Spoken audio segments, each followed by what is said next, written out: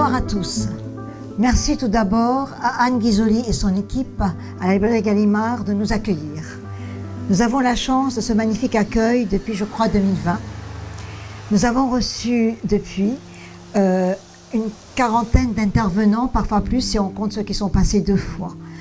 Toujours un thème, des invités magnifiques, toujours un public nombreux et intense, et on vous remercie. Toujours une dédicace, toujours une captation, et toujours de formidables affiches, des vitrines magnifiques. Ce soir est également une très belle cérémonie. C'est une rencontre pleine d'émotions, parce que nous allons parler d'un jeune centenaire, Raymond Radiguet, avec sa nièce Chloé, avec le neveu de Chloé, Éric, avec Julien Sandre, et avec Rachel Rita, qui va être notre conteuse du soir.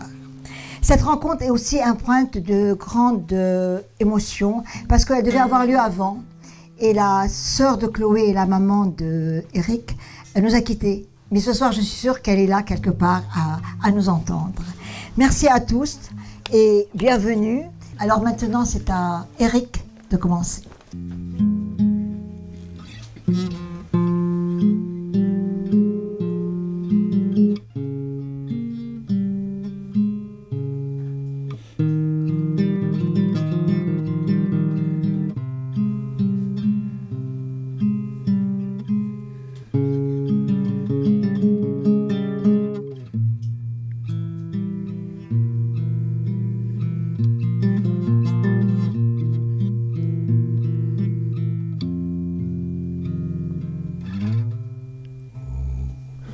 Rossignol, pour bien chanter, ne suffise l'amour l'été. Il faut encore que le blesse les épines du mois de mai. Ainsi les poètes chérissent plus qu'amour d'être mal aimé. Et parfois, s'ils n'y réussissent, de leurs propres flèches se blessent. Si les rayons se hérissent, le soleil c'est pour mieux saigner. Et pourquoi te plaindrais-je, Christ, toi pour qui le ciel tous les jours exige un signe de grand deuil, d'aurore et du couchant qu'il saigne. Rossignol, pour bien chanter, ne suffise l'amour l'été. Il faut encore que le blesse les épines du mois de mai.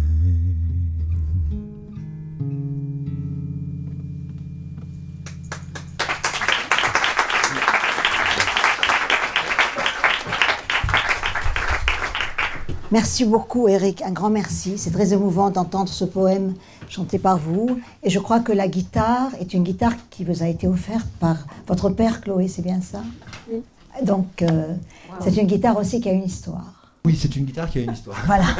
Je le mets à quelqu'un d'autre. Voilà, donc on va leur... Promène depuis quelques années maintenant, ouais. Qui m'a été offerte pour mes 12 ans ou 13 ans, donc par mon grand-père, le père de Chloé, et donc le frère de Raymond. Et c'est aussi pour ça que j'ai pris cette guitare-là ce soir. Merci beaucoup. Pas seulement pour simplifier la logistique. En tout cas, nous en sommes très reconnaissants pour la logistique. Avec aussi. plaisir Voilà. pour tout le monde. Voilà. Chère Chloé, c'est avec vous que je vais commencer. J'ai lu que la grand-mère de Raymond Radiguet, votre oncle, est une descendante de Joséphine de Beauharnais. Donc vous êtes également une descendante de Joséphine de Beauharnais? Par ricochet? Par filiation lointaine. La vie de Raymond Radiguet est une fulgurance. Si peu de temps, une vie, une œuvre. Une guerre, des amis, un monde où les artistes se côtoient, 2 livres majeurs, mais pas seulement. Le Diable au corps, bien sûr, et le bal du comte d'Orgel, et des poèmes.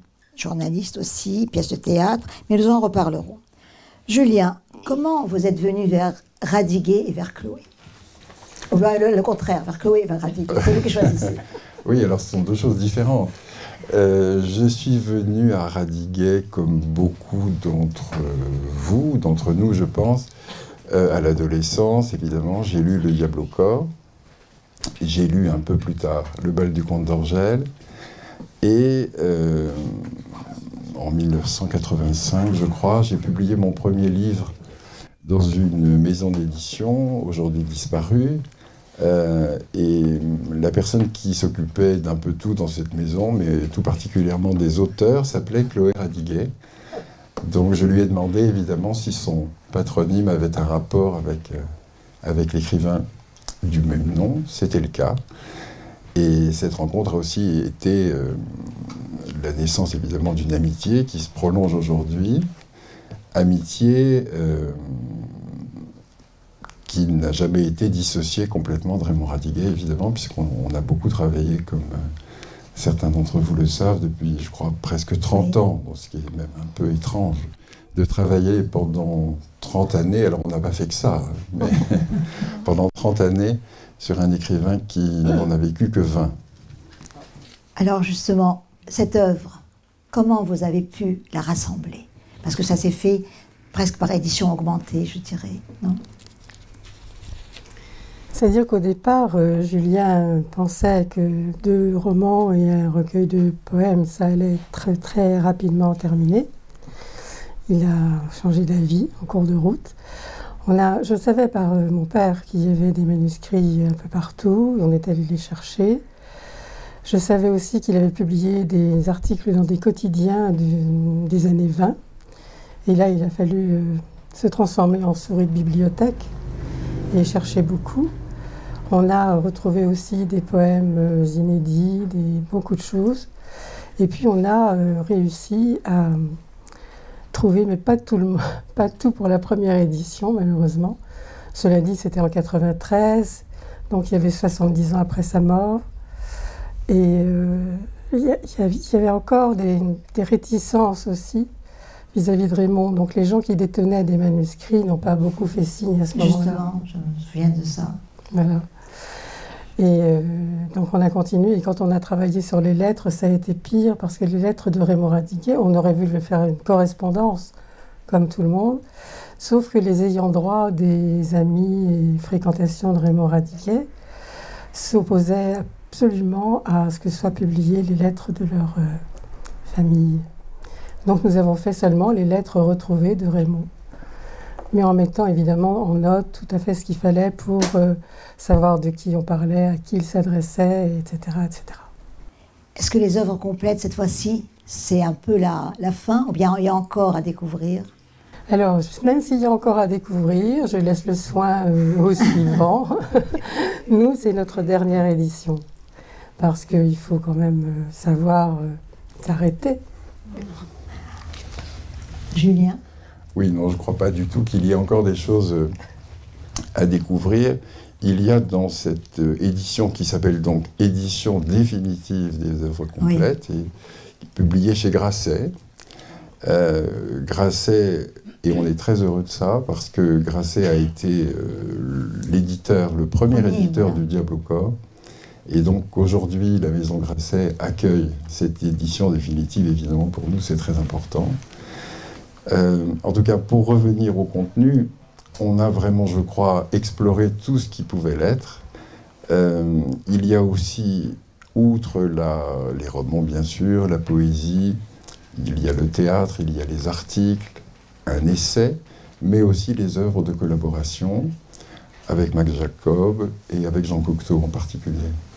Chloé, je sais que vous tenez, et vous l'avez mis dans le magnifique livre, au mot sérieux, un jeune homme sérieux dans les années folles. Pourquoi sérieux? Sérieux, sérieux comme le plaisir qu'il avait à écrire, le plaisir qu'on a à le lire, mais sérieux simplement, il ne faut pas oublier qu'il a commencé à gagner sa vie à 14 ans, qu'il écrivait tous les jours des poèmes, des histoires. Il n'a jamais cessé d'écrire. Il a écrit pendant le tiers de sa vie, pendant 7 ans et demi. C'est pas si mal. Et sérieux, c'est vrai que quand il s'en allait en villégiature, oui, c'était pas du tout des vacances. Il travaillait même beaucoup plus qu'à Paris. Il cessait de boire de l'alcool, il buvait du lait et de l'eau. Et il écrivait tous les jours. Mais il écrivait au soleil, dans des paysages magnifiques. Et voilà. Mais il écrivait tout le temps, tout le temps, tout le temps. Je reviens aussi un peu sur son enfance. Il habitait donc à Saint-Maur-des-Fossés, en bord de Marne, je crois. Et il est resté, je crois, très fidèle à tout ça. Bien sûr, bien sûr. Quand il est allé vivre à Paris, c'est parce que c'était difficile pour lui de rentrer dans la nuit à Saint-Maur. Oui. Il n'y avait plus de train. Et il allait à pied, et ça ne le dérangeait pas. Mais il fallait passer par le bois de Vincennes, où il y avait le zoo et les félins qui le terrorisaient. Donc il dormait chez l'un ou chez l'autre, par terre, sur une table de cuisine, et voilà. Et puis il en a eu assez, parce qu'on comprend. Et donc il habitait Paris, mais tous les dimanches, il allait déjeuner avec sa famille, et ils faisaient tous rituellement une promenade ensemble sur les bords de Marne. Ça ne s'est jamais démenti. C'est extraordinaire quand même que si jeune, et il est mort très jeune, puisqu'il est mort à 20 ans et demi, voilà, en 1923. Voilà. C'est quand même une œuvre énorme. Considérable, oui, considérable dans les deux sens du terme. Considérable pour ce qui est de la quantité et pour ce qui est de la qualité aussi. Et il avait de nombreux projets. On reproduit d'ailleurs ses plans, ses notes, enfin, beaucoup de choses étaient prévues. Et en effet, c'est tout à fait extraordinaire de découvrir. En particulier, moi j'étais très frappé par l'œuvre poétique. Oui. Une œuvre poétique aussi considérable. Très souvent, les poèmes qu'on écrit à l'adolescence, si je relis les miens par exemple, je peux voir qu'ils sont quand même un peu mièvres. Oui. Je ne sais pas s'ils sont mièvres, mais enfin je dis oui par rapport à... Non, mais vous avez raison de dire oui. Et les poèmes écrits par Raymond Radiguet à 14 ans sont des poèmes d'une incroyable maturité. Ce qui est très frappant, c'est sa maturité en particulier. Justement, Raymond Radiguet et la poésie les jouent en feu. Si on se souvient de Raymond Radiguet comme d'un écrivain précoce ayant écrit l'un des romans les plus marquants de la littérature française après-guerre, Le Diable au corps, on oublie souvent que c'est par la poésie que son insolent talent s'est d'abord révélé. Je l'ai lu, hein, c'est pas de moi. Les Jours en feu est une œuvre méconnue de Raymond Radiguet et elle a été publiée à titre posthume en 1925. Et nous allons entendre ce qu'il disait lui-même des Jours en feu. Rita va nous lire un passage. Je publie ces poèmes dans l'ordre chronologique. C'est le seul qui leur convienne. Car, loin de chérir cette sorte de colin-maillard auquel des écrivains se livrent avec leurs lecteurs, je n'ai d'autre souci que d'être entendu. En relisant ces poèmes détachés de moi, il me semble qu'ils peuvent apporter quelques lueurs sur un âge assez obscur, le véritable âge ingrat, 16, 17, 18 ans. À ce moment de la vie, les mois ont la valeur d'années. Cette dernière considération m'a décidé à faire lire ces poèmes comme ils furent écrits. J'ai préféré sacrifier à l'agrément typographique plutôt que d'éteindre ces lueurs qui proviennent à la fois des feux naturels à l'aurore et d'incendies moins prévus. Le premier de mes poèmes, Langage des fleurs et des étoiles, est daté de mars 1919, le dernier d'août 1921. C'est à ce moment que je commençais Le Diable au corps. Depuis, je n'ai pas écrit de poème. Mais si celui qui ferme ce recueil s'appelle Un cygne mort, il ne faut y voir aucune malveillance à mon adresse. J'éprouve des sentiments trop tendres envers la clarté pour garder le silence sur le mystère de ces poèmes et feindre de l'ignorer. Ce mystère ne provient nullement d'une esthétique. Il n'est point le résultat d'un pari. Je n'en trouverai pas la justification où l'on a coutume de l'aller chercher. Pourquoi m'autoriserais-je de l'obscurité de certains de mes devanciers? Si l'on me blâme, si l'on me loue, il ne faut louer ou blâmer que moi. Mes poèmes sont l'expression naturelle d'un mélange de pudeur, de cachotterie propre à l'âge auquel ils ont été écrits. Si tout n'est pas clair, il n'en faut point accuser mes poètes préférés. car c'est Ronsard, Chénier, Malherbe, La Fontaine, Tristan l'Hermite qui m'ont dit ce qu'est la poésie. Merci. Bravo. Ce qu'est la poésie, justement. Vous qui chantez les poèmes de Radiguet, comment vous ressentez cette poésie? Déjà, ça a été assez compliqué d'en choisir par rapport, enfin, au niveau juste technique, par rapport au nombre de rimes, etc.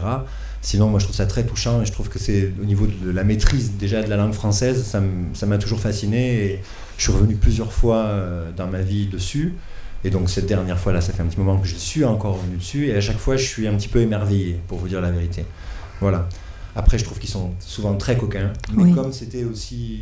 Une période, les années folles, bien sûr, après la guerre et tout ça, bien sûr. Et donc c'est inspirant, mais pas facile à accorder. Voilà. Pas facile à traiter, on va dire. Voilà. Ce que je peux dire, c'est ça. Merci. Le diable au corps. Marthe avait beau me répéter qu'il était moins inhumain de ne plus flatter l'espoir de Jacques, c'est moi qui l'obligeais de répondre avec douceur. C'est moi qui dictais à sa femme les seules lettres tendres qu'il n'en ait jamais reçues. Elle les écrivait en se cabrant, en pleurant, mais je la menaçais de ne jamais revenir si elle n'obéissait pas. Il était tendre, Radiguet, n'est-ce pas, Chloé? Tendre, je ne sais pas. Attentif. Mais la tendresse chez les Radiguet, pour faire un peu court, c'est pas, ça se démontre pas. Il n'y a pas de caresse, il n'y a pas d'embrassade. C'est plutôt dans la transmission. Par exemple, mon père, qui a été élevé, donc, il est né 3 ans après Raymond, leur mère ne les prenait jamais dans ses bras, et ça ne veut pas dire qu'elle ne les aimait pas. Le père non plus n'était pas démonstratif. Donc lui, il était assez glacé.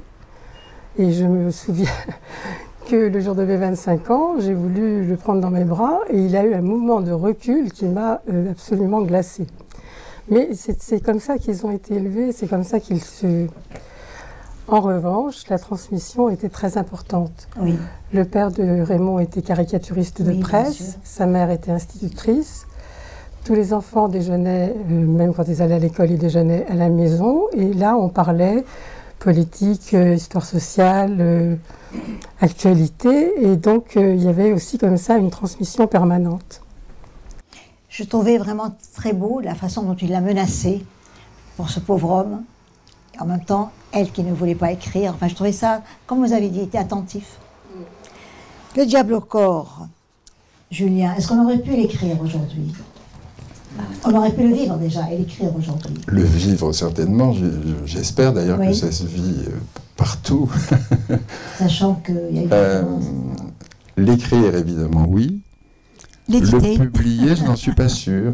En effet, on est dans un moment où une certaine pudeur, une certaine censure, enfin, je n'ai pas besoin de développer, se manifeste. Et je pense qu'un éditeur hésiterait aujourd'hui à publier ce livre, comme il hésiterait sans doute à publier Le blé en herbe de Colette ou bien d'autres livres devenus aujourd'hui des classiques, malheureusement. Le diable au corps, on le lisait à l'école. Ça faisait partie des programmes. Radiguet faisait partie des programmes. Il a fait partie des programmes en 1973, après avoir été un peu dans l'enfer des bibliothèques. Ah ouais. Mais il n'est plus maintenant au programme, sauf que beaucoup de professeurs de français continuent à le faire connaître à leurs élèves. Toujours par rapport à Radiguet, il avait une notion, je dirais, pour son âge, extraordinaire, une certaine philosophie. Par exemple, il disait « La puissance ne se montre que si l'on en use avec injustice ». C'est extraordinaire quand même pour un jeune d'avoir cette notion de ce qu'est la puissance. C'est une injustice. Mais je crois que les déjeuners dont je parlais étaient très formateurs. Il a aussi travaillé très tôt pour gagner sa vie parce que mon grand-père faisait vivre toute une famille avec ses crobards, comme disaient les gens qui ne connaissent pas la caricature. Il faisait aussi de la peinture, il faisait des numéros spéciaux dans des tas de journaux qui sont restés célèbres, l'assiette au beurre, etc. Et j'ai perdu le fil. Mais le fil, c'est que... Pardon. c'est que je crois que Raymond Radiguet a baigné dès l'enfance dans cette famille. C'est une fratrie aussi, c'est une fratrie. Oui, absolument, mais le père, évidemment, le talent principal du père, c'était le regard critique, le sens critique. Tout était constamment discuté et tout était regardé. La vie du monde était regardée avec une certaine distance. Évidemment, autrement, on ne peut pas faire de caricature, on ne peut pas faire de dessin de presse. Et Raymond Radiguet a grandi avec les yeux ou dans les yeux de son père. Enfin, ce regard, lui aussi, a été transmis. Et je crois qu'on le sent. Cette maturité dont je parlais tout à l'heure, elle vient de là, j'en suis à peu près sûr. D'ailleurs, en continuant dans la maturité et cette gravité qu'il avait quand même, il a de la gravité, il écrit « Nous croyons être les premiers à ressentir certains troubles, ne sachant pas que l'amour est comme la poésie, et que tous les amants, même les plus médiocres, s'imaginent qu'ils innovent. » C'est extraordinaire quand même. Une lucidité incroyable, en effet. Les années folles. On ne peut pas oublier le contexte. C'était la sortie de la guerre, la vie à pleines dents. Son rapport avec l'amour, bien sûr, éveil des sens, facilité à séduire, aussi c'était un séducteur. Et je crois que les femmes venaient vers lui aussi beaucoup. Et en même temps, il avait beaucoup de panache. Et avec ses pairs, j'ai su que tous ces jeunes, tous ces amis, tout le monde se réunissait au bof sur le toit. Et à sa mort, Cocteau en a tellement fait qu'on l'a appelé le veuf sur le toit, c'est vrai? C'est lui-même qui s'est appelé comme ça. Le veuf sur le toit. C'est lui qui s'est appelé comme ça. Alors, Chloé, je sais que c'est un sujet un peu sensible. Raymond Radiguet et Cocteau, qu'est-ce que vous pouvez nous en dire? Un amour non partagé, c'est très difficile à vivre, que Jean Cocteau était évidemment amoureux de Raymond, que Raymond avait le mauvais goût de n'aimer que les femmes, ce qui est quand même un défaut majeur aux yeux de Cocteau, et que les quelques années où ils se sont fréquentés ont été marquées par des scènes qui mettaient mal à l'aise les gens. Pour les 18 ans de Raymond, il y avait un grand déjeuner chez Francis, place de l'Alma, et Raymond Radiguet a vu arriver une jeune femme séduisante, il a beaucoup parlé avec elle, ça a prodigieusement agacé et fait souffrir évidemment Cocteau, qui a renversé la table, il y avait 18 convives quand même. Donc c'est des scènes assez phénoménales, un peu difficiles, mais voilà, c'est vrai que moi, longtemps, j'ai été exaspérée par ce que racontait Cocteau, parce qu'il racontait des choses fausses, parce qu'il a dit, par exemple, après la mort de Raymond, que c'était son élève, alors que de son vivant, il disait que c'était son maître. Des choses comme ça, des glissements de pensée et d'expression qui m'ont fâchée longtemps, mais je ne suis plus fâchée parce que c'est il y a longtemps, plus personne n'est là, mais surtout, je crois avoir pris, à force de lire des textes aussi de Cocteau, des textes de Raymond, la mesure de la souffrance de Jean Cocteau. Il a beaucoup souffert, en effet. Ouais. Julien?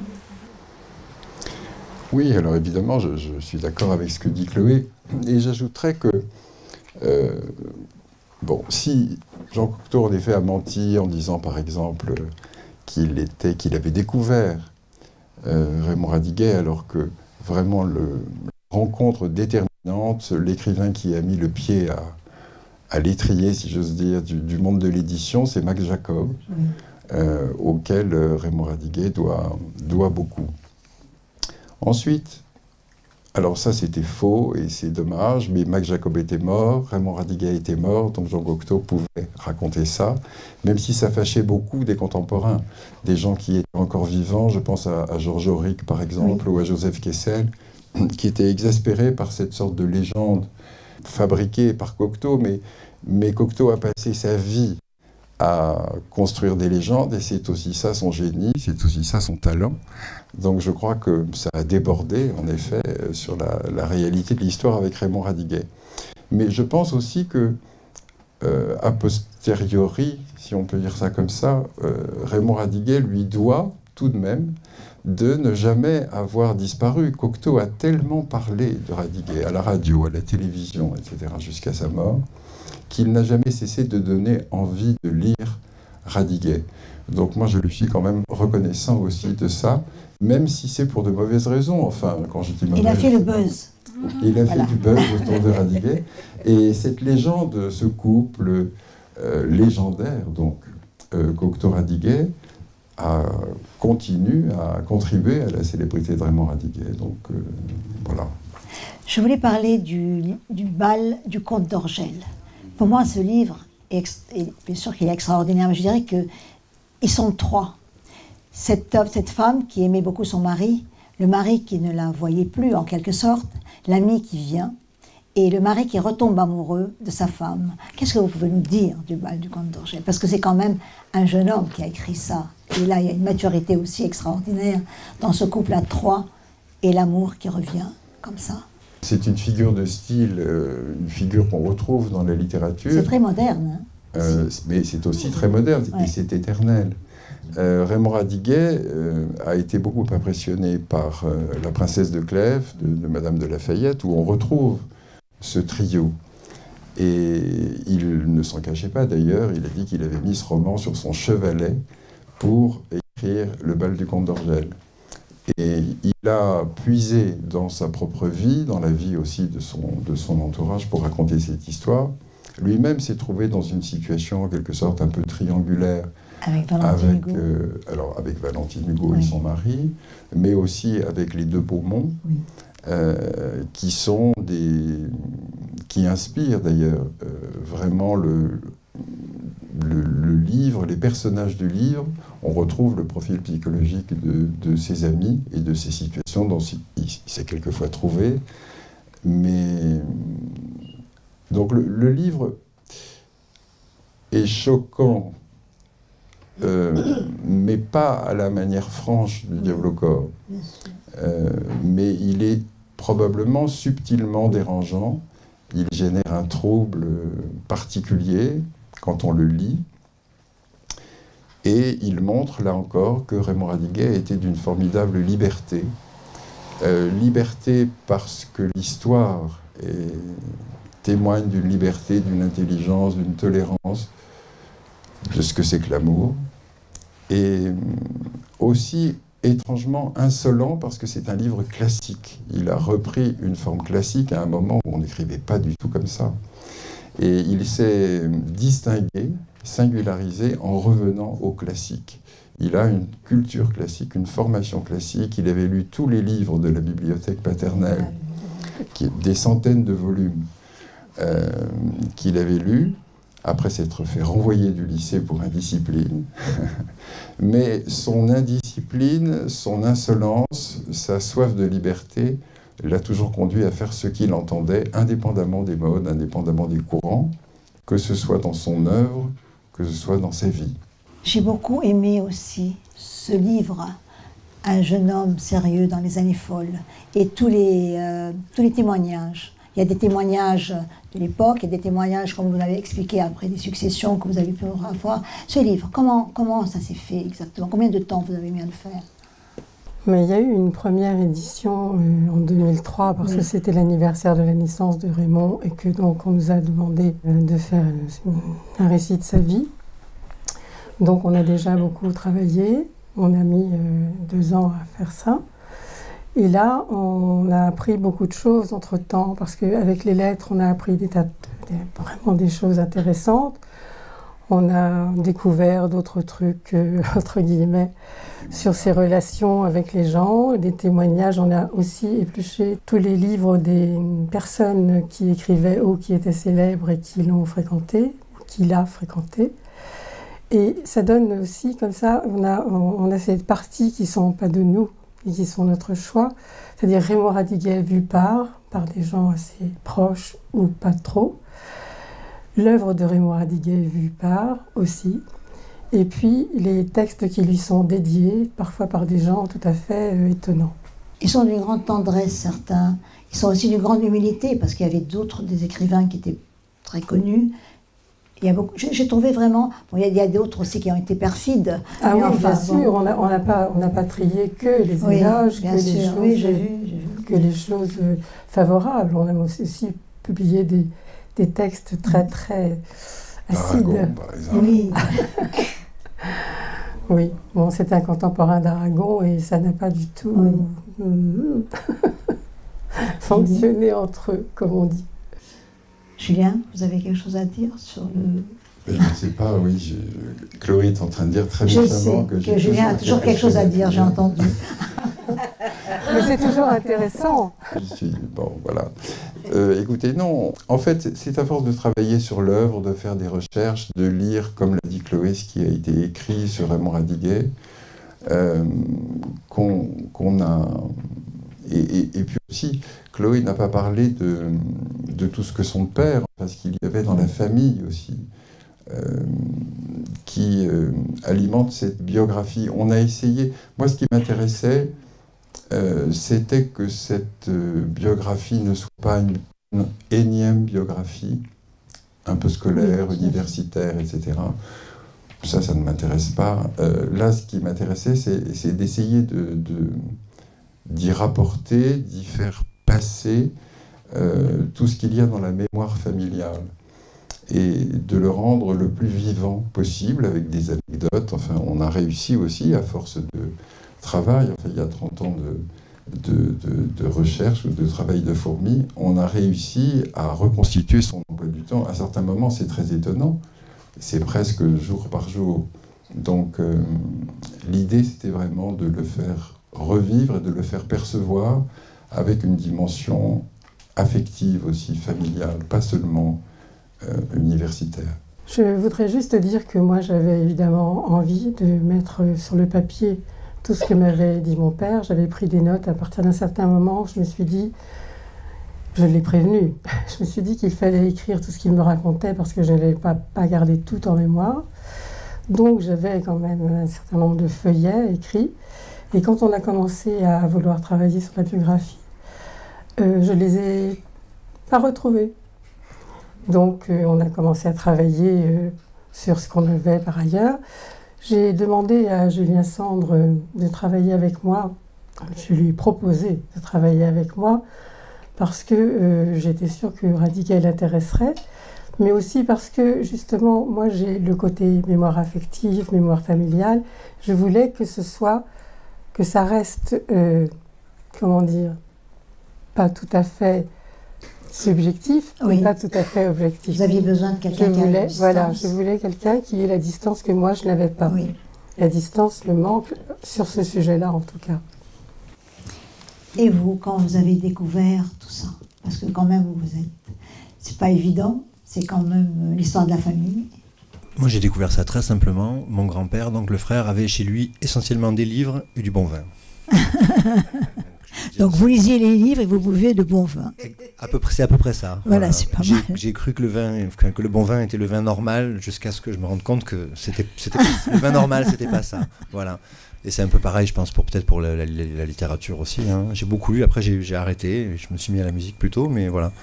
Il y avait aussi beaucoup de livres chez ma mère, c'était assez impressionnant quand même, voilà. Et c'est vrai qu'au décès de mon grand-père, le nombre de cartons de livres qui sont partis chez tous les enfants, c'était quand même waouh. C'est un bel héritage. Voilà. C'est le patrimoine. Ouais. C'était volumineux aussi. Julien, je me souviens que je crois que c'était vous aviez été, je ne sais plus chez qui, pour trouver dans la correspondance et on vous avait dit il n'y a rien. Et après vous êtes revenu, je crois que chez...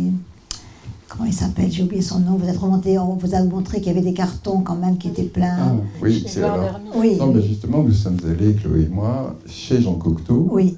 à Milly-la-Forêt. Oui.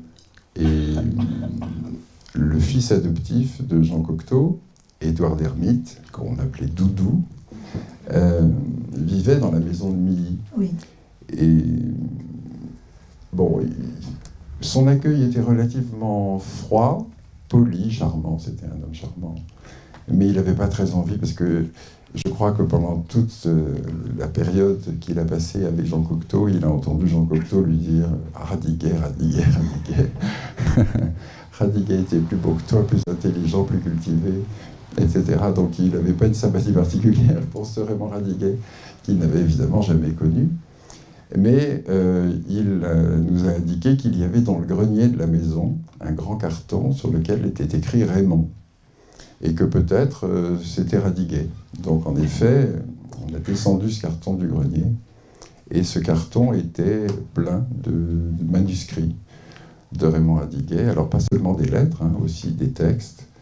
Et on a évidemment exploré, enfin, on est revenu avec un photocopieur portable. Oui, je me rappelle cette histoire, j'adore cette histoire. Et on a absolument tout photocopié sans chercher à comprendre de quoi il s'agissait. Et ensuite, on a passé des semaines et des semaines à déchiffrer ces manuscrits. Et là, l'aide de Chloé m'a été très précieuse parce qu'elle a remarqué tout de suite que l'écriture de Raymond Radiguet était pratiquement la même que celle de son père, Paul. C'est fou ça. Mais parce que parfois, des textes ont dû être écrits dans un état second, je ne sais pas, après de l'alcool, de la drogue, etc. Bon. Et donc, c'était pas toujours très très facile à déchiffrer, mais Chloé arrivait toujours à reconnaître ou à comprendre le mot là où moi je butais. Mais on était comme ça, chacun avec notre loupe, en train d'explorer ces papiers. C'est un trésor. C'est à peu près, je ne sais pas, un tiers au moins de la première édition des œuvres complètes. C'est ce carton que nous avons trouvé chez Jean Cocteau. Je sais que vous êtes passé un peu dans beaucoup de librairies, à la radio, dans les journaux. Vous avez beaucoup dit sur Radiguet. Qu'est-ce que vous aimeriez dire ce soir, peut-être, que vous n'avez pas dit, qu'on ne vous a pas posé comme question, même moi, je ne sais pas. Et vous allez nous poser des questions. Non, mais je voudrais simplement savoir ce que vous attendez encore, parce que ce livre, premièrement, il est très beau, tous les deux sont très beaux, les couvertures sont splendides. Qui a choisi les couvertures? Alors, ce sont les éditeurs. Oui. On leur a signalé les photos les plus belles et ils ont trouvé que oui, c'était une bonne idée. Grasset a pris une photo de Man Ray où c'est l'année 23. C'est 23. 23. Donc au moment où Le Diable au corps est sorti. Et là, c'est une photo de Man Ray qui est très intéressante. Elle est antérieure de 2 ans, je crois. Et l'ombre du visage de Raymond est presque plus importante que son visage. Comme s'il savait que la trace qu'il allait laisser serait plus importante que sa vie, plus longue que sa vie. Enfin bon, là, on a eu droit à des propositions de maquettes pour Lafon, ce qui n'a pas été le cas chez Grasset parce que voilà, il ne fonctionne pas de la même manière. Mais ça a été très bien parce qu'il avait trouvé des choses, le Thierry Billard qui attendait avec impatience de publier la biographie de Radiguet. Il avait proposé de la faire en 2003, mais voilà, on avait déjà un contrat. Et là, ça a été vraiment un grand plaisir, un grand plaisir.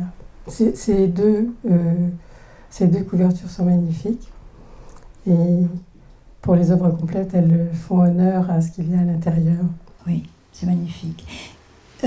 Quand il est décédé, est-ce que la famille a eu immédiatement l'ampleur de cette œuvre? Est-ce qu'on a tout de suite senti l'ampleur de cette œuvre? Ou bien on était au chagrin et après? Ah oui, ça, je pense que c'était le chagrin qui primait surtout. Oui. Mais c'est pas...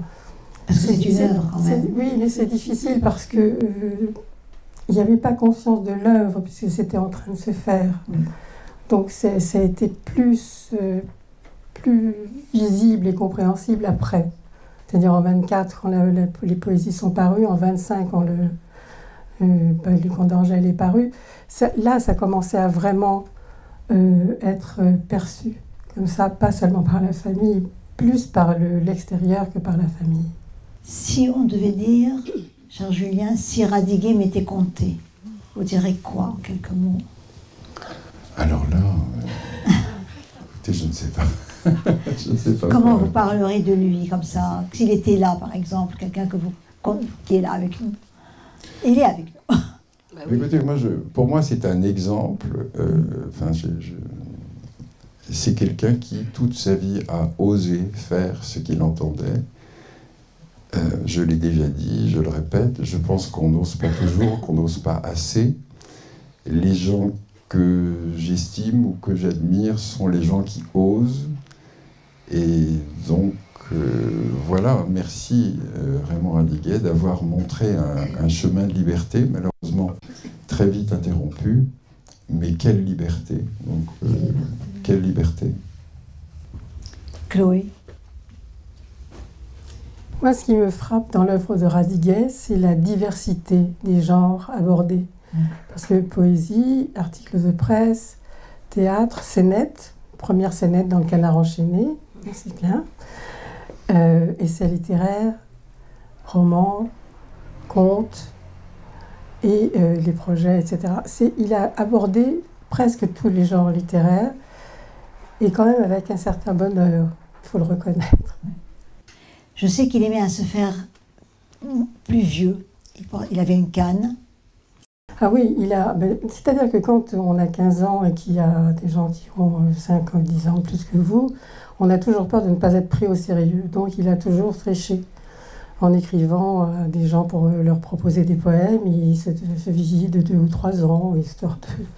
Voilà. Et puis quand il arrive, évidemment, il est habillé plutôt mal parce qu'ils ne sont pas riches et qu'il a une veste qui était celle de son père, alors elle est trop grande, les pantalons c'est pareil, il tire-bouchonne sur les chaussures. On fait de lui des portraits d'une tristesse absolue parce que c'est comme ça. Mais il y a son regard qui a toujours retenu l'attention, un regard assez perçant, présent. Il était myope, mais on disait de lui qu'il voyait tout ce que personne ne voit. Je souhaite revenir à cette période où il partait en villégiature. Pendant que les autres passaient des nuits blanches et le matin il dormait, lui il partait écrire, il buvait du lait comme vous avez dit, et les gens des villégiatures où ils étaient l'aimaient beaucoup. Oui, je crois que c'était aussi l'une de ses qualités. Il s'intéressait aux gens, il s'intéressait à tout et à tous, sans exclusive. Il n'était pas du tout dans une démarche, je ne sais pas, élitiste. Donc, il a été bien perçu partout. Il s'intéressait à tout. Il n'a pas toujours été bien perçu par tous. Oui. Je dis, par exemple, Madame Cocteau était très inquiète à l'idée que son fils allait entretenir Raymond Radiguet, ce qui n'était pas le cas. Jamais. Il était trop orgueilleux, à mon avis, de toute façon, pour une telle situation. Mais il a gagné sa vie assez rapidement, en étant secrétaire de rédaction de revues, etc. Puis il a été confronté au monde de la presse et guidé par son père, quand même. Mais il a toujours, quand même, gagné sa vie et dépensé son argent à sa guise, en donnant un quart de ce qu'il gagnait à ses parents. C'est très beau ce que vous nous racontez de la famille, parce qu'on a tendance à penser Radiguet comme ça, sorti, pas de nulle part, mais on ne pense pas qu'il avait une famille, une fratrie, on mangeait tous les dimanches ensemble, enfin, il y avait des livres, c'est important, je crois aussi pour vous, d'avoir amené tout ça pour la famille. Oui, et puis, par exemple, il faisait des cadeaux à ses frères et sœurs. Quand sa sœur a eu le certificat d'études, il lui a fait un cadeau. Quand elle a gagné un concours de natation, il lui a fait un autre cadeau. C'est-à-dire une semaine de vacances à la mer, ce qui était absolument phénoménal pour elle. Mais voilà, c'était quelqu'un de plutôt généreux, à sa mesure. Comment, aujourd'hui, quand on lit Radiguet, on a l'impression vraiment comme on l'a dit tout à l'heure, mais c'est très contemporain. On n'a pas l'impression que ça s'est passé. Enfin, c'est pas ça, il n'y a pas très très longtemps, mais quand même. 100 ans. 100 ans. Voilà, puisque ça sent. Voilà. On a l'impression que vraiment c'est frais, c'est maintenant. Oui, absolument. Mais je crois que la sincérité, la liberté, l'authenticité, ça ne vieillit pas. Si on écrit ce qu'on pense devoir écrire, indépendamment des courants littéraires, indépendamment des modes, alors ça ne vieillit pas. Comme il était curieux, Raymond Radiguet, par exemple, s'est intéressé au dadaïsme. Après, il s'est intéressé au surréalisme. Il a fréquenté naturellement Zara et Breton. Mais très vite, il s'est rendu compte que c'était un phénomène de mode. Et il a écrit ce qui lui a fait, là encore, quelques ennemis, dont Breton, qui était vraiment très fâché, mais Zara ne l'était pas beaucoup moins. Dada est un cul-de-sac. Donc, à ce moment-là, il est revenu, justement, au classique, ce dont je parlais tout à l'heure. Il s'est rendu compte qu'il devait écrire indépendamment des modes. Et force est de constater qu'aujourd'hui, le dadaïsme ou le surréalisme n'est plus tellement lu, que je sache, alors que les romans de Raymond Radiguet le sont toujours. Il a beaucoup fréquenté de musiciens, de compositeurs. Il avait autour de lui des amis très cosmopolites, différentes, je dirais, des arts, presque tous les arts vivants en quelque sorte. Surtout les compositeurs.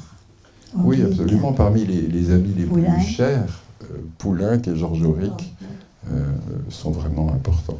D'ailleurs, pour ramener un petit peu aussi à la famille, Raymond Radiguet a fait intervenir Francis Poulenc pour aider Paul, le père de Chloé, et René, notre frère. Et pour Paul, il l'a fait engager dans la maison de Poulenc, qui ensuite est devenue Rhône-Poulenc. Mais pour la musique, oui, c'est très étonnant, parce que je ne crois pas qu'il ait une culture musicale à proprement parler, mais il a découvert la musique très tôt. Il a aussi été très proche de Satie, pour lequel il avait une affection particulière, partagée, vraiment. Satie, qui était beaucoup plus âgé, disait à quel point il était impressionné par Raymond Radiguet. Il y a cette très jolie anecdote que je raconte souvent, mais où quand il y avait des dîners comme ça, avec tous ses amis, Paul Morand, je ne sais pas, Cocteau, Picasso, etc., et les compositeurs, Satie disait, Radiguet arrivait en retard en général à ces dîners, et Éric Satie dit, il suffisait que Raymond Radiguet rentre dans le restaurant ou dans la pièce où se tenait le dîner pour que le silence se fasse à table. Simplement, l'apparition, il impressionnait beaucoup, y compris ses aînés, par ce regard, par ce silence. En tout cas, nous sommes nous-mêmes très impressionnés en lisant, parce qu'on croit savoir, et quand on relit, on se souvient de tout, parce qu'on peut poser la question à tout le monde, vous avez lu le bal du comte d'Orgel? Oui, bien sûr. Quelle est l'histoire? Enfin, il y a un flou, et tout à fait la même chose. Les gens ont gardé des titres, et en même temps, ils ont gardé Radiguet. Voilà. Moi, je me rappelle une phrase que j'ai toujours dite, surtout quand il y a eu des départs, des ruptures, etc. Amiral, ne crains pas de déchoir en agitant ton mouchoir. C'est ainsi qu'on chasse les mouches du passé. Il lisait mieux, bien sûr, je ne le connais pas par cœur. Et c'est dans l'adieu au coq, je crois. Non. Oui, c'est ça qui a été repris dans Les Jeux en feu. Oui, Les Jeux en feu. C'est l'alphabet. C'est dans quoi? Alphabet. Le poème Alphabet. Voilà. Le C'est très beau. Amiral qui a été mis en musique par Éric Satie, justement. Oui. Vous allez le mettre en musique? Peut-être. Après Satie, ça va être un peu... Vous avez lu les livres? Oui, j'ai lu les livres. Oui. Si je peux me permettre, peut-être que l'affection avec les musiciens, c'est que je pense que les musiciens qu'il a côtoyés étaient justement très libres dans leur tête, et que je pense que peut-être il y a une corrélation entre cet espace de liberté qu'on a dans notre inconscient et dans notre conscient. Peut-être c'est la même pour la littérature, peut-être. Enfin, ça m'est venu juste là en écoutant ce qui se disait. Voilà, moi je dirais ça. Moi je retiens que c'est la liberté, un homme libre. C'est ça, voilà ce que vous dites. Voilà. Et je pense que aussi les compositeurs avec lesquels il était ami étaient avec une très grande maîtrise aussi des outils de la composition, de la même manière que Radiguet les avait par rapport à la littérature, à l'écriture. Voilà, je pense c'est ça un peu pour moi, la symbiose devait être là. Ouais. Nous allons peut-être maintenant demander, parce que j'ai beaucoup aimé les témoignages qui étaient là, vraiment. Ils sont touchants, même ceux qui sont raides sont touchants. Et en même temps, on reconnaît un peu la société d'aujourd'hui, parce que c'est un peu la même chose avec les amis, les courtisans, ceux qui voyissent, etc., etc. Mais nous avons choisi quelques-uns que peut-être Rita va lire. Déjà, elle va nous lire Le Coq, justement. Voilà. Les adieux du coq. Recueil Les joues en feu. Que le coq agite sa crête où l'entendent les girouettes. Adieu, maison aux tuiles rouges, il y a des hommes qui bougent. Âme, ni mon corps n'était né pour devenir cette momie, bûche devant la cheminée dont la flamme est ma seule amie. Vénus aurait mieux fait de naître sur le monotone bûcher devant lequel je suis couché, la guettant comme à la fenêtre. Nous ne sommes pas en décembre. Je ne serais guère étonnée. Pourtant, si, dans la cheminée, un beau matin, je vois descendre Vénus en pleurs, du ciel chassé, Vénus dans ses petits sabots de Noël, les moindres cadeaux sont luxueusement chaussés. Mais, écho, je sais que tu mens par le chemin du rameneur, comme un miroir déformant divers fantômes du bonheur, à pas de loup vers moi venu, surprirent corps et âme nus. Bonheur, je ne t'ai reconnu qu'au bruit que tu fis en partant. C'est beau, c'est très beau. Merci. Nous allons continuer aussi un peu dans les témoignages.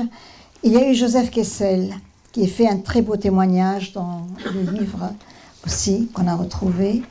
Joseph Kessel. Radiguet, mon ami, plus jeune que moi de 5 ans, enfant perdu pendant qu'au front, les adolescents devenaient soudain des hommes. Vous m'avez tant appris, vous m'avez d'un mot sauvé de tant d'erreurs que vos conseils me guideront toujours. Et de vous avoir connu tel que vous étiez vraiment, sans le phare des potins et des échos, d'avoir obtenu le don de votre affection, sera une des plus hautes fiertés de ma vie. Raymond Radiguet, 1972. Marie Laurencin. Marie Laurencin. C'est comme un portrait qu'on voudrait faire, ressemblant et si changeant. Parc Montsouris, c'est le soir où Raymond Radiguet s'est perdu et endormi dans le parc. Une femme a chanté, si émouvante. Hommage à Radiguet, 1923. Poulenc. Ah, Poulenc. Au bord de la Marne. Poulenc, septembre 1946. La dédicace à la mémoire de Radiguet est très significative sur le ton bord de la Marne de cette mélodie. Je ne sais pourquoi, je songe plus que jamais cet été, en travaillant au bord de la Marne de mon enfance, où nous nous retrouvions, Radiguet et moi, voici 25 ans, journal de mes mélodies. Et je crois que ce qui m'émeut le plus, c'est Valentine Hugo, la lettre où elle reprend presque tout jusqu'à la fin. Ah oui. Valentine Hugo.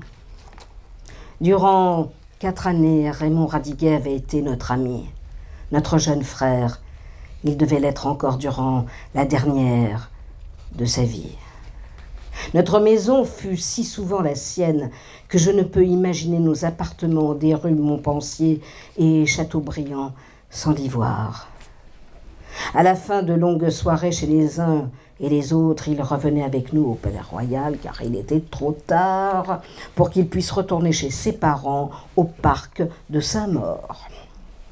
Je lui installais, parfois dans un réel vertige de fatigue et de sommeil, nous menions une vie folle de poulains échappés, un lit sur le divan de la salle à manger, pleine de bateaux, de livres, de bizarreries, tapissé de papier goudronné, recouvert d'un treillis de ficelles qui sentait bon les quais des voyages. Et il dormait là, devant une lithographie ravissante, représentant Shelley avec son air rêveur de jeune fille noyée. Ce qui lui pesait le plus, c'était les innombrables rubans de bérets de marins qui rayaient horizontalement les murs de leurs inscriptions dorées sur fond bleu. En 1923, naturellement, Raymond Radiguet était plus grand, plus fort. Son teint pâle était halé par le soleil du midi, où il allait souvent, où il devait aller pour la dernière fois durant l'été de cette même année. Mais les expressions de son visage n'avaient pour ainsi dire pas changé. Son regard, qui pouvait être si enfantin, rieur, dans la détente du matin, était le plus souvent grave et hautain. Il devenait quelquefois le soir le regard d'un homme qui a vécu toute une vie en 7 ans, fatigué, désabusé, quelquefois féroce. Le matin, l'enfant reparaissait. Avec le premier déjeuner venaient les boutades du jeune garçon, les rancunes juvéniles, au cours de la journée les plaisanteries assez naïves, et les moues charmantes faisaient place à la moue d'amertume. Et alors, les paroles tombaient lourdes de bon sens et de clarté judicieuse. Nul n'était épargné dans ces terribles jugements d'adolescents. Et puis tout à coup, éclairant ce visage sévère, un grand rire très franc, plein de dents éclatantes, un regard d'eau trouble, ensoleillé, une détente de jeune animal qui s'ébroue, enfin, ramenait entre nous le calme abandon, la pureté reposante d'un contact fraternel et innocent. Comme il était lucide, cependant, à toute heure, sur cet endroit très beau où nous avions passé presque 2 mois, dans un enchantement certain, un malaise planait, cependant, un malaise inexprimable, à la fois physique et moral. Nous étions tous là, amicaux et fraternels comme les branches d'un même arbre. Mais sur les photographies qui furent prises là-bas, nous avons tous un peu l'air d'habitants stupéfaits et muets d'un maléfique aquarium.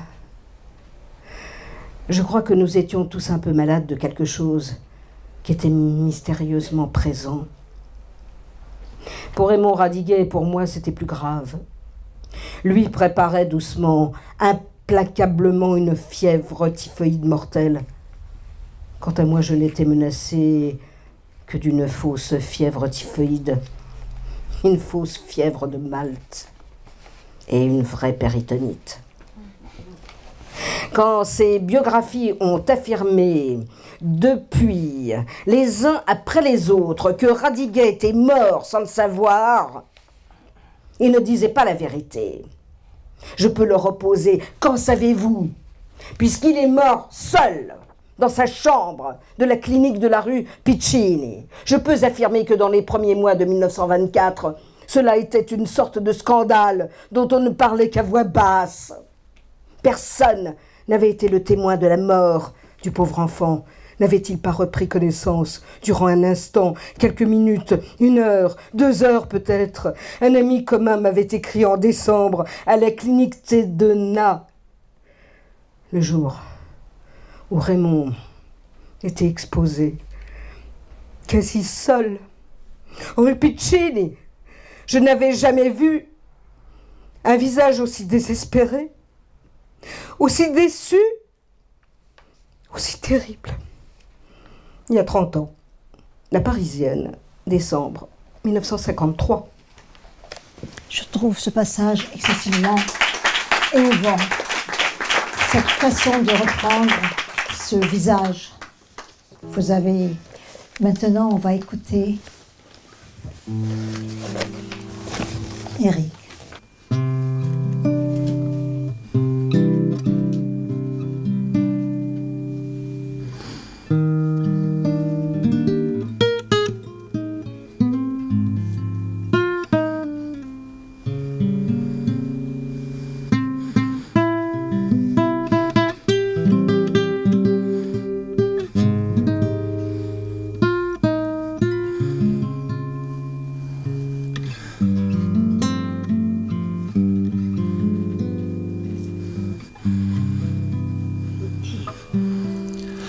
Cette rose qui meurt dans un vase d'argile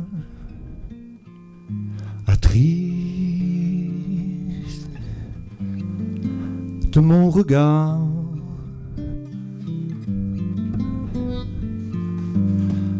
Elle paraît souffrir et son fardeau fragile sera bientôt épars.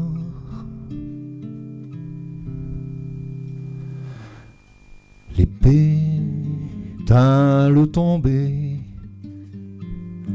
dessinent sur la table une couronne d'or. Et pourtant un parfum subtil et palpable vient me troubler encore. J'admire avec ferveur tous les êtres qui donnent ce qu'ils ont de plus beau et qui, devant la mort, s'inclinent et pardonnent aux auteurs de leurs mots.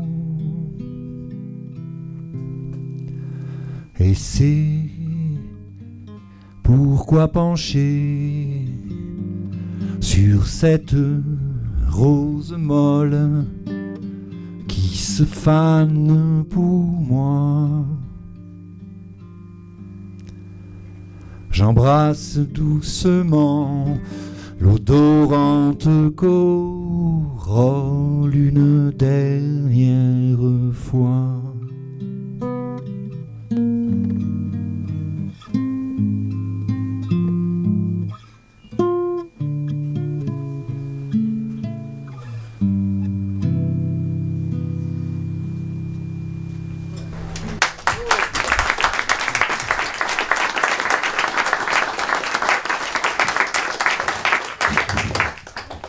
Et pour que la rose vive, voilà à l'initiative de Rita, Rachel. Merci.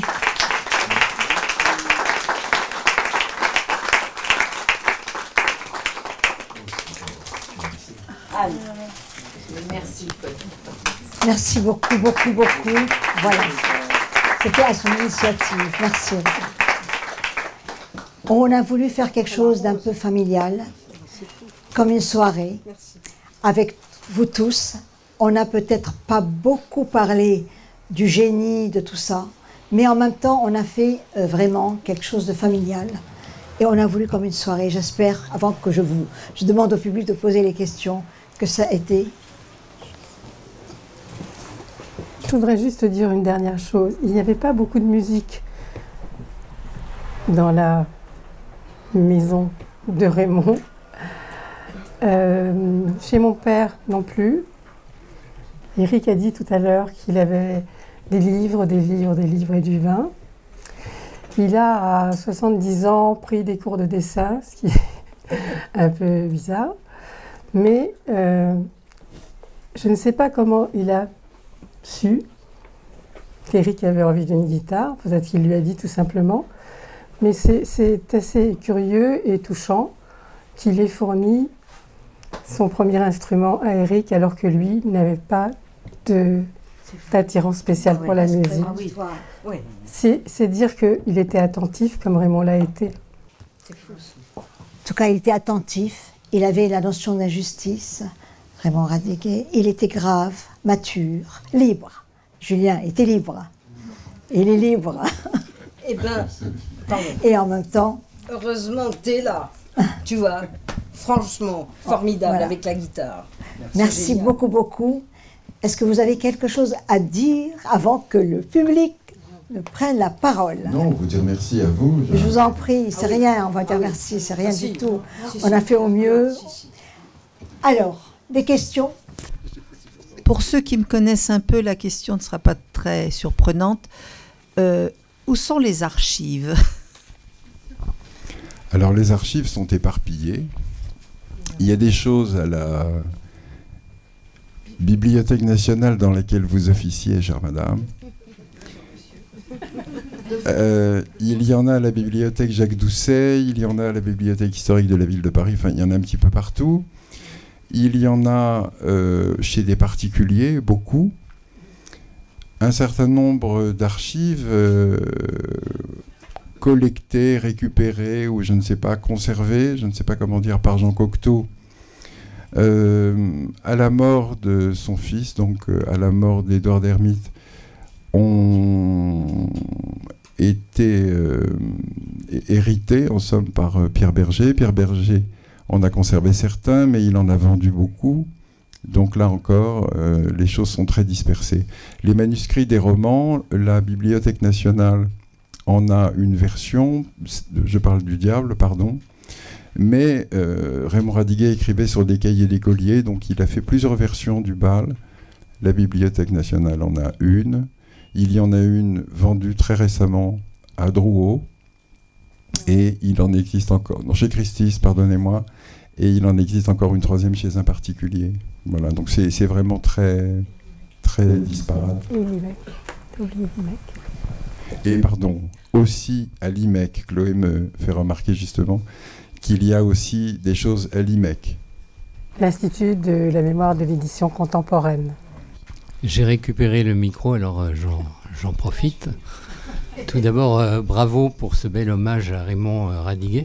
Puis j'ai été très sensible à l'hommage que vous avez rendu à Valentine Hugo, dont j'aime beaucoup l'histoire, qui était une grande artiste, qui était éclipsée par son mari, Jean Hugo, et qui est morte de façon misérable. Donc elle revit un peu grâce à vous ce soir.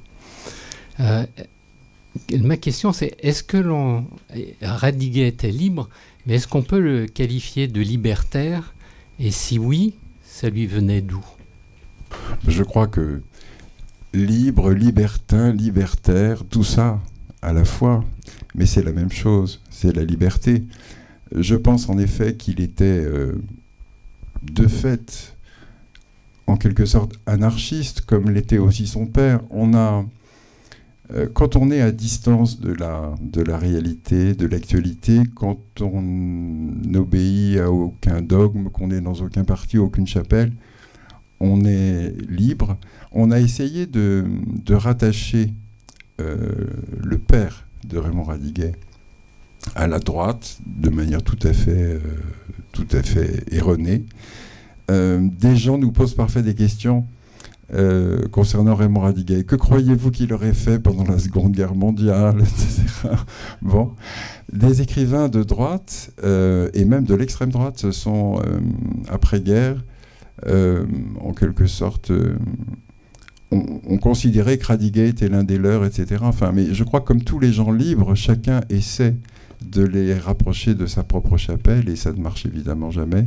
Donc je crois qu'il était à la fois libertaire, sans doute, au sens anarchiste, libertin aussi, libre en tout cas.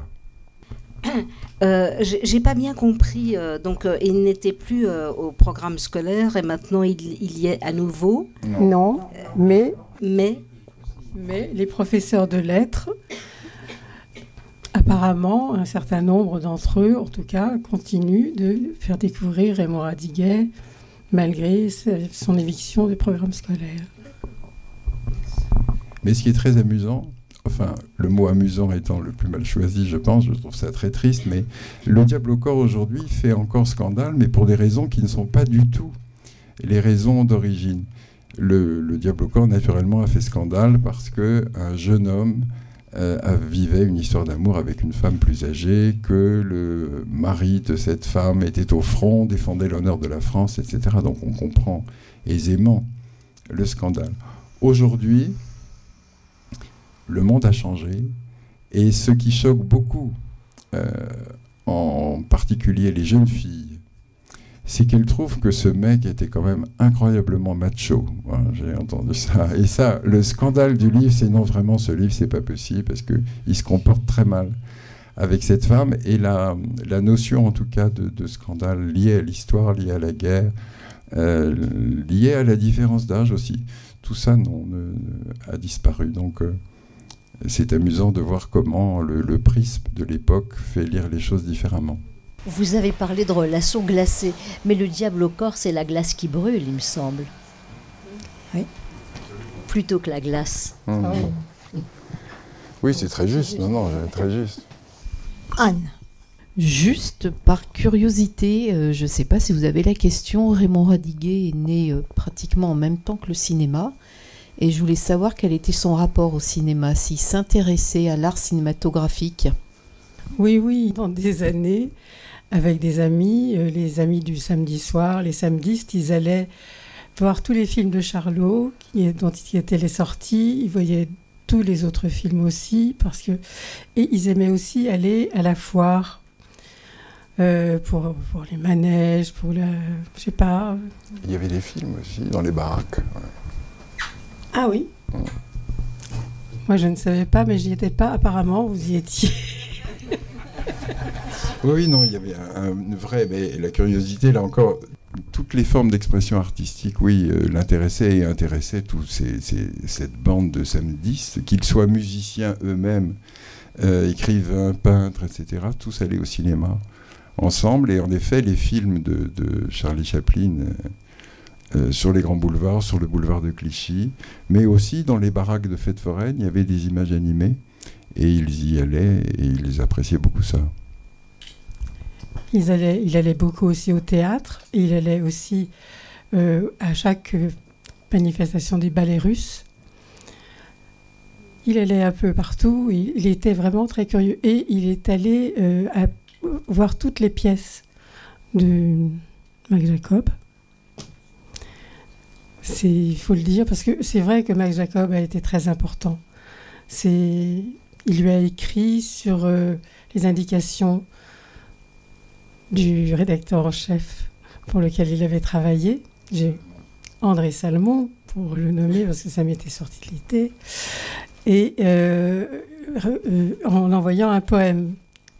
Et Max Jacob lui a dit « Venez me voir demain ». Il a été conquis par les poèmes, et après il a été conquis aussi par Raymond. Et il a fait connaître plein de gens à Raymond. C'est par lui, je crois, qu'il a rencontré les gens du bateau Lavoir, qu'il n'avait pas déjà connus, puisqu'il avait été à Montparnasse dès ses 16 ans, et qu'il avait pris des cours de dessin poussés par son père. Mais alors lui, le dessin, il n'était pas très, très bon. Donc il s'est tourné. Cela dit, il était aussi ami de sculpteurs, comme Brancusi, Arp aussi. Il avait vraiment une curiosité extraordinairement étendue et il s'intéressait beaucoup à toutes les formes d'art. Quelque chose qui me vient à l'esprit que j'aurais pu un peu vérifier par moi-même. Je voudrais savoir si vous avez connaissance du fait que Radiguet soit beaucoup étudié. Autrement dit, est-ce qu'il y a déjà eu de nombreuses thèses en France ou à l'étranger, des articles? Parce que dans ce cas-là, il pourrait y avoir une poussée, ça se passe parfois comme ça, pour que Radiguet soit l'auteur pour le XXe siècle, un de ses jours à l'agrégation. Et ça change la légitimité et la renommée d'un écrivain. Mais écoutez, en tout cas, on ne demanderait pas mieux que ça se produise, mais pour répondre à la question, il y a eu en effet un grand nombre de thèses en France comme à l'étranger. Il faut savoir que les œuvres de Radiguet, à commencer par Le Diable au corps, ont été traduites dans le monde entier, et 36 langues. Et donc, il y a eu des thèses aux États-Unis, et assez récemment, d'ailleurs, l'année dernière, au Japon.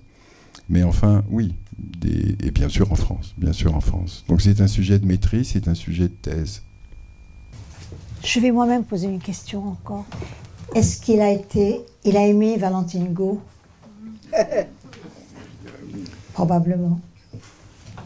On n'y était pas. On n'y était pas.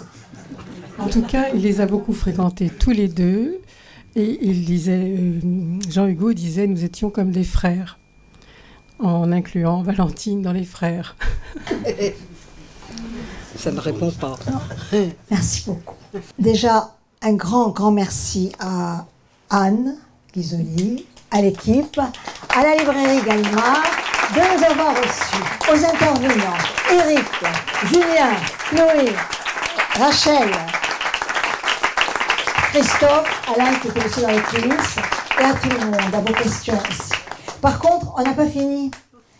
Je fais un quiz. En cadeau, celui qui répondra ou celle qui répondra le plus vite et qui cumulera le plus de points aura un livre gratuit qui est déjà à la caisse et qui l'attend et qu'il pourra faire dédicacer. Voilà. Donc, nous aurons 2 lauréats de toutes les façons. En 5 lettres, attention, le nom d'un conte raconté par Radiguet. En 5 lettres. Il faut lever le doigt, là, vous êtes plusieurs. Angèle. Bon, on va prendre. Les joues dont a parlé Rachel au nom de Radiguet étaient comment? En feu. Qui a dit en feu? En feu, vous avez dit en feu, voilà. Là-bas. Voilà. Qui était celui qu'on appelait le veuf sur le toit?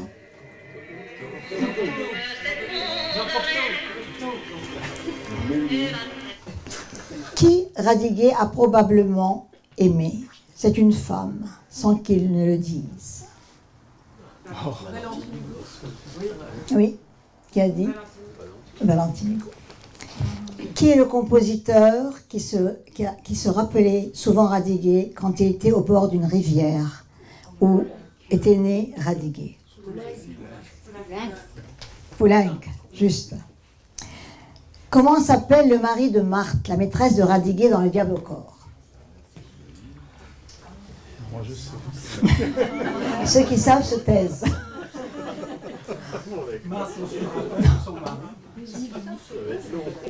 Tout le monde sèche. Jacques.